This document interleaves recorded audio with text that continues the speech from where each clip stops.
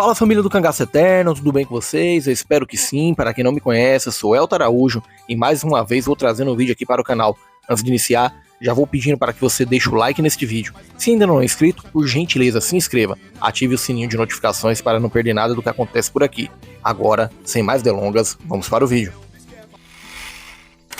Bem, pessoal, hoje nós vamos dar continuidade à série que fala sobre aqueles oficiais que estiveram à frente da ação na Grota do Angico, que deram cabo de Lampião, Maria Bonita e mais 9 cangaceiros.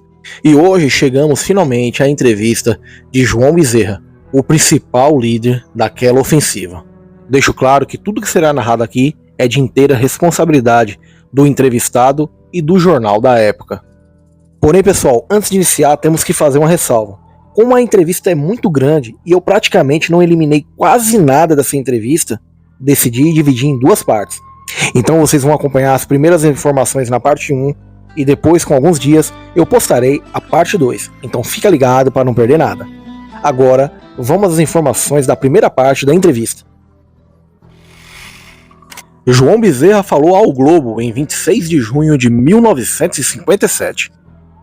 Maceió, junho, de Ivan Alves, enviado especial de O Globo, assegurando que o degolamento de Lampião foi uma medida acertada, pois, se não houvesse ocorrido, muita gente no sertão não acreditaria que ele tivesse sido eliminado e que o célebre cangaceiro não era o cabra mais valente e o melhor estrategista de seu grupo. O coronel João Bezerra, que combateu também contra o senhor Luiz Carlos Prestes e serviu sob as ordens do general Góes Monteiro e do então major Eduardo Gomes, encontrando-se hoje na reserva da Força Pública do Estado, acedeu em falar a este repórter, rompendo um silêncio de vários anos, sobre a chacina desenrolada sob seu comando há quase 2 décadas em Angico, às margens do São Francisco. O coronel João Bezerra, que conta atualmente com 52 anos de idade, é um tranquilo fazendeiro no interior de Alagoas. Nega, porém, que tenha mandado decapitar o mais famoso chefe do cangaço, revelando ainda que pretende figurar em breve como ator no filme do deputado Tenório Cavalcante, em torno da vida e da morte do homem cuja série de crimes interrompeu numa manhã chuvosa de outubro de 1938, para desafogo e alegria das caatingas nordestinas que amanheciam e anoiteciam sob a alça da mira dos tabucos de Virgulino Ferreira, como hoje relembra friamente ante a memória da sangueira celebrada em prosa e em verso, em tom legendário por todo o Brasil. Capitão não, coronel. Tipo clássico de caboclo, grosso e atarracado, cabelos e bigodes grisalhos, pela ação do tempo e das lutas na caatinga. Olhos brilhantes, mas sempre ressobrando desconfiança. O dizimador do mais terrível conjunto de cangaceiros que já atuou no árido do Nordeste, avistou-se com a reportagem no saguão do principal hotel da capital alagoana. É ao capitão João Bezerra que temos o prazer de nos dirigir? Perquirimos, e o nosso interlocutor, erguendo-se da poltrona, não. É ao coronel João Bezerra. Tentando contornar o equívoco, observamos. Creio que seria dispensável dizer que seu nome é conhecido em todo o país, e ele, fintando o repórter, ainda sem muita identificação, parece que sim. Vencido o constrangimento inicial provocado pelo engano relativo à patente, o coronel João Bezerra dispôs-se a falar fluentemente, sem peias. Mais adiante, chegaria a confidenciar ao Major Ataíde, assistente militar do governo do estado, e ao coordenador da entrevista, que gostara do repórter que se afigura. Um bom cabra perguntador, salientando, ademais, que demonstraremos grande confiança em sua narrativa. Perguntamos ao coronel João Bezerra como e onde vive atualmente e completamos: sente saudade daqueles tempos árduos de militância na Força Pública Estadual? O coronel João Bezerra prendeu no lábio um tenue sorriso que sinuava e afirmou: trago no peito a nostalgia da minha polícia militar, e mais até dos pés de árvores, cuja sombra eu descansava durante os 10 anos que combati. Contou-nos a seguir que se reformou há 6 meses no posto de coronel. Quando liquidou o bando de Lampião, era um simples tenente de 33 anos de idade, nascido em Afogados da Ingazeira, município de Pernambuco, nos lindes desse estado com a Paraíba. A comuna divide-se na serra, explicou-me melhor. Abeirando-se dos 50 anos, passou a se dedicar por completo à fazenda Quidamã de sua propriedade, localizada no distrito de Bateguara, município de São José da Laje, em Alagoas, onde o arado substitui a espingarda. Na minha propriedade rural, informa o entrevistado, com indisfarçável orgulho, desenvolve-se uma apreciável criação de gado. Demais disso, planto café, cana-de-açúcar e cereais. Raramente, em consequência, venho à capital do estado. O repórter indaga se ele se enquadrou no novo regime. A resposta vem sem titubeio. Integrei-me perfeitamente na qualidade de fazendeiro, após os meus 34 anos de farda. E quando o repórter comenta que assim o arado está substituindo a espingarda, ele contravém reticioso. Mais ou menos. Algumas briguinhas em 1930. Já mais à vontade com o jornalista, o coronel João Bezerra adianta que sua primeira filha se formou recentemente em comércio. Outra está terminando o curso ginasial, em São José da Laje, enquanto o terceiro filho, de apenas 6 anos de idade, ainda não se afastou da fazenda para estudar. E reportando-se a um aspecto pouco vulgarizado da sua vida, acrescentou: fiz todas as campanhas contra o banditismo organizado e ofereci combate ao senhor Luiz Carlos Prestes.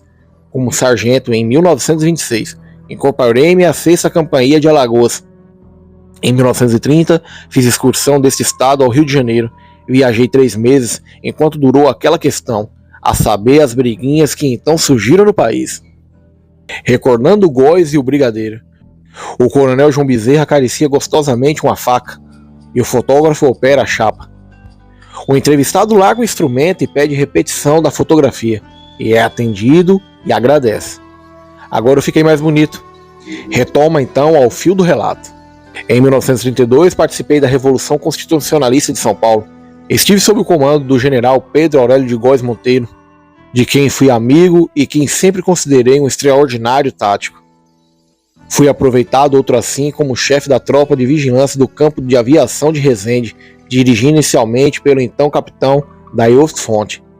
Nele em seguida pelo então major Eduardo Gomes. Servi também com o Melo Maluco. O Vento Ligeiro de Maceió, réplica nordestina do Minuano dos Pampas. Arremessa-se com violência de encontro à janela, junto à qual se desenrolava a entrevista. Perguntamos ao coronel João Bezerra se o vento estava importunando. Deixa ficar, que não dá para derrubar nenhum cabra de raça. O nosso entrevistado é um homem de memória realmente excepcional. Afiança que um graveto que tem instalado sob sua bota nas longas andanças pelos sertões atormentados do Nordeste certamente será lembrado, caso se faça necessário. Voltando a discorrer sobre o movimento de 1932, acrescenta: ainda hoje lamento tenha sido desmoronada uma tropa nossa em Bocaína, onde se travaram diversos combates machos. Os jornais referiam-se elogiosamente à minha atuação, por eu ter tomado a vanguarda da porfia. Luiz Pedro Superior a Lampião. A janela, a pedido de um amigo comum, se fecha. Oferecemos um copo de água mineral ao entrevistado, ele recusa. Por ora não. Em sequência, entrando propriamente no objeto da reportagem, garante: o homem, o bandido que criou o nome foi Lampião, mas no grupo dele havia estrategistas mais hábeis, como Luiz Pedro, que também era mais valente e mais esperto do que o chefe. O coronel João Bezerra percebe o nosso espanto e adianta: todavia Lampião também era um cabra valente da peste. Detalhes inéditos sobre o fim do bandoleiro. O repórter solicita ao coronel João Bezerra que focalize a morte do famigerado Virgulino Ferreira. Comissionado como capitão por decreto do governo Bernardes, o entrevistado parece comprazer-se com a solicitação. Está certo, vou devassar para vocês passagens que nunca pudesse defaçar sobre os meus passos para chegar a Lampião. E segurando o braço do repórter, reconstituirei a verdade histórica que alguns tentam vulnerar. O coronel João Bezerra, ereto na cadeira e policiando todas as anotações do repórter, reconta então desde o seu início a caçada que, desencadeando-se na Interlândia das Alagoas e de Pernambuco, mobilizou a atenção nacional. Seu tom de voz agora torna-se mais duro. Fortemente apoiado pelas autoridades, comecei por efetuar sindicâncias para a localização do grupo. Uma diligência que eu fizera quando eles passaram no município de Palmeira dos Índios, eu soube que ali haviam tiroteado com o sargento Porfírio, em Cabreiras. Eu me achava em Olho d'Água das Flores. De ordem superior, por acreditarmos que eles procurariam aquele centro, encontravam-se em Dessarte na Boca da Barra, mas lá eles não compareceram. Remuniciando o contingente, deduzimos que a primeira tentativa fora frustrada, e o coronel João Bezerra ajeitando o laço da gravata sem maior convicção. Homem, cangaceiro como mosca, a gente não derruba com o primeiro tapa. E continuou: Somente depois do tiroteio, já municiado entre os fascínoras e a força pública, ocasião que, confirmado o adágio entre os mortos e feridos, se salvaram todos. Segui para Santana do Ipanema em caminhão, onde apanhei munição suficiente para reabastecer a tropa, que demandaria o Elmísio dos cangaceiros. Chegando ao povoado de nome Tiririca, embosquei casas de caboclos, alguns prisioneiros do grupo, e às 8 horas do dia seguinte eu os peguei assombrados, obrigando-os a orientar a tropa até o sítio onde haviam deixado o grupo, que era nas caatingas fechadas, onde haviam numerosas macambiras. Lampião da tapa em lugar de esmola. Obrigando algumas macambiras com folhas quebradas, interroguei um ex-prisioneiro do bando. Ele me assegurou que fora ele que ali caíra, ao pedir uma esmola a Virgulino Ferreira. Deste recebeu um violento tapa, projetando-o ao solo. Dispensei o prisioneiro, portanto já levantara todos os vestígios da passagem dos delinquentes. E ative-me aos seus rastros durante 12 dias, perdendo-os na Caatingas de Guaribas, perto da vila de São Domingos, município de Ibuíque, Pernambuco. Mais de 200 quilômetros entre espinhas. Ao quesito do repórter, o entrevistado esclarece. Cumpri aproximadamente nesse percurso 40 léguas, como as voltas e revoltas das Caatingas. Eis os lugares que me lembro de ter percorrido na pista dos cangaceiros nessa viagem: Lagoa do Giral, Riacho do Mel, Riacho do Traipu, Serra dos Tocos, Poço do Cosme, Lagoa da Camisa, Serra do Uruçu, Serra das Antas, Currais Novos, Serra de São Pedro, Sete Lagoas, o Amaro. Sai de lá emplastrado de espinhas. Desenha-se um desânimo. Em face do escondimento dos rastros dos criminosos, verifiquei que eles iam acampar ocultamente, porém já na proteção de alguém, num povoado. Diante cerca de 500 braças do local, escolhi entre os 95 homens 20 soldados dos mais carrancudos, que mais facilmente se poderiam assemelhar com os marginais, para fazer investigações diretas. Percebendo que nas maiores casas de negócio havia um aspecto de indignação, abordei um comerciante sobre a existência ou passagem de cangaceiros por ali. Ele redarguiu que ignorava totalmente o fato. Sondei os demais, mas nenhuma informação obtive a respeito. Meu ato subsequente foi retornar ao seio da tropa no acampamento. Um leve desânimo desenhou-se em meu espírito. Abate de bode cria uma pista. Chegando ao acampamento, vi que haviam abatido 15 bodes. Inquirindo de quem era a criação, responderam-me que parecia ser de um subdelegado local. Mandei chamá-lo, apresentando-se ele imediatamente para cobrar a despesa. Fê-lo, porém, o preço exorbitante. Chamei-lhe a atenção, frisando que não deveria deslembrar-se do convênio sobre o custo do gado e de bode para as tropas volantes. Ele concordou e eu ainda interpelei com certo vigor, acentuando que quem não era amigo dos soldados passava selo dos cangaceiros. Comunicação com as autoridades pernambucanas. O coronel João Bezerra relata adiante. O subdelegado demonstrou então que já tinha estabelecido contato com os cangaceiros naquele dia. Compreendendo que eles se achavam perto, talvez escondido pelo próprio subdelegado, e temeroso de erguê-lo sozinho, porque no aperto ele poderia morrer, daí surgindo más consequências e aborrecimentos entre unidades federais, resolvi telegrafar ao comandante Optato Gueiros, que se encontrava em Águas Belas, nos seguintes termos: venha urgente para tratarmos de um plano para a campanha, pois desta feita obteremos os melhores resultados de toda a ofensiva contra o banditismo. Não quis ser mais explícito, visto como naquela época os telegrafistas eram quem mais prevenia os cangaceiros. Obtive pouco, depois a resposta que transcrevo. Deixo de atender ao vosso chamado por motivo e os veículos se acharem em reparos. Opino, entretanto, por uma batida nas Caatingas de Guaribas. Diante do exposto, deliberei pegar o subdelegado. Desce no que desce. Mandei buscá-lo, mas ele se evadira, ganhando o mato. Esperei mais 3 dias, mas ele não regressou. Tentando despistar. Aproveitei-me a boa vontade do sargento Domingos Cururu e ordenei-lhe que, regressando o subdelegado, ele lhe batesse duro. Retirei-me, pois com minha presença ele não tornaria. Segui então para Águas Belas, onde o comandante Optato Gueiros me aguardava.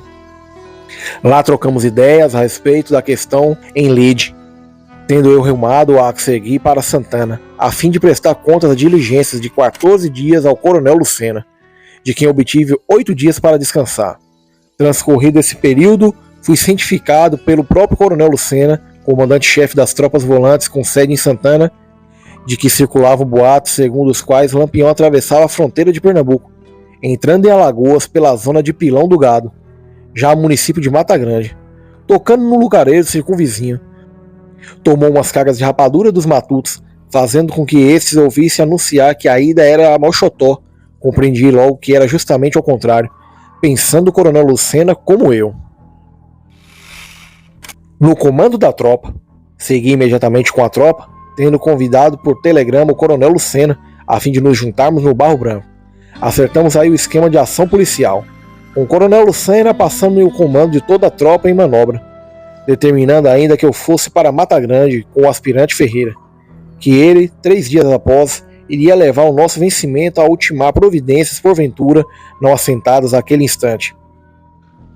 Vencido o prazo, chegando o Coronel Lucena ao local, eu já havia ordenado as buscas em Mochotó, verificando a existência de vestígios de bandidos na região. Combinei com o mesmo Coronel Lucena telegrafar ao comandante Optatugueiros, em Águas Belas, chamando-o à maravilha com o objetivo de acertarmos o envio da tropa pernambucana para Mochotó, enquanto eu pegaria a pista da gangue de Lampião para saber o local em que havia homiziado. Providenciei a mudança de comando da tropa em Mata Grande, deixando elementos da minha absoluta confiança sob liderança do então sargento Aniceto. Segui Ribeira Abaixo, onde com 4 léguas peguei a pista, deixando-os na Serra de Cachoeira, entre Pão de Açúcar e Piranhas. Aproximando-se do grupo, o Coronel João Bezerra sorve rapidamente um cafezinho. Assinala que as minúcias que está dando nunca foram antes enunciadas e ajunta. Verifiquei então que o rumo por eles escolhidos iriam diretamente à Serra do São Francisco, que estava próxima às margens do rio do mesmo nome. Propus-me demandar Piranhas, objetivando abastecer a tropa, e como era dia de feira, estudar psicologicamente a fisionomia de cada um dos coiteiros que por ali aparecesse, que foi feito com precisão. Por trás dos óculos escuros. Na ocasião em que o mercado estava reunido, sentei-me em uma cadeira da loja cujo dono era o maior coiteiro da zona. O lugar onde desembocavam os caminhos vindos das caatingas, onde se achavam os bandidos. Eu usava óculos escuros para esconder as minhas reações. Elementos procedentes daquelas bandas, aproximadamente uns 20, quando batiam com os olhos em mim, passavam no íntimo de cada um deles, fui ao telégrafo e passei um telegrama a mim mesmo, assim redigindo: Tenente Bezerra, Piranhas, vem urgente, Lampião está com todo o grupo em Mochotó. Capitão Elpídio, delegado de polícia. O despacho fora feito falsamente como sendo de Mata Grande. Com isso, visava bigodear os coiteiros e verificar sua reação. Entreguei o documento ao estafeta, depois do carimbado, e retornei à minha cadeira. O Coronel João Bezerra faz um parênteses para sublinhar: eu nunca disse essas coisas a nenhum repórter. Agradecemos a deferência e ele narra. Chegou o estafeta, entregou o telegrama e passei o recebido. Comentei então, em tom provocativo: cangaceiro não é da qualidade de gente. Li a seguir o telegrama em voz alta, e um grande número de coiteiros se acercou para ouvir-me melhor. Através dos óculos escuros, vi que eles estavam mangando de mim. Com uma nata de Lampião no bolso, o Coronel João Bezerra toma o 4º cafezinho da entrevista, que foi escrita entre as 19h10 e as 23h20, e descreve: assim foi que o notório coiteiro Pedro de Cândido, que viera fazer feira para o próprio grupo, foi quem mais me olhou e mais riu, uma vez que se achava com a nota de despesa de Lampião no bolso, R$2.500 em espécie, quantia essa pertencente ao bandido. Depois de lido o despacho, mandei tocar, reuni, embarquei com a tropa no caminhão e propalei que me dirigia a Mochotó, onde, consoante o telegrama, se achavam os cangaceiros.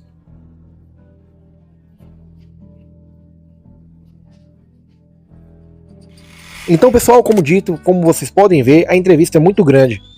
Então, vamos dar continuidade no próximo vídeo, na parte 2. Espero que vocês tenham gostado dessas informações. Se sim, deixe seu like e um comentário aí no vídeo. No mais, eu me despeço por aqui, fiquem todos com Deus, um forte abraço e até a próxima.